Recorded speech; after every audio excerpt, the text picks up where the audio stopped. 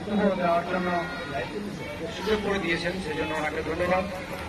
আমি ধন্যবাদ জানাই সামনে উপবিষ্ট কথিত যশা চিকিৎসকবৃন্দ, যারা প্রকৃতপক্ষে এই স্বাস্থ্য গঠনে প্রকৃত ভূমিকা পালন করে আসছেন।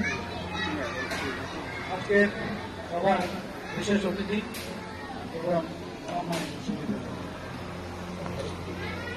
স্বাস্থ্যবান জাতি গঠনে হোমিওপ্যাথিক চিকিৎসা খুবই মূল্যবান এবং সঠিক একটা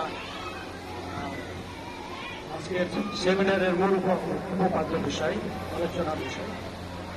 অ্যাকচুয়ালি আমার ব্যক্তিগত জীবনের একটু প্রিয় কথা বলতে চাই। আমি হোমিওপ্যাথিতে চাকরি করতাম। আমার সরফি অ্যাভেন্টিস আমার কোম্পানির নাম ছিল। সেখানে 29 বছর চাকরি করার পরে আমি ওখান থেকে রিটায়ার করে নিউ লাইফের মাধ্যমে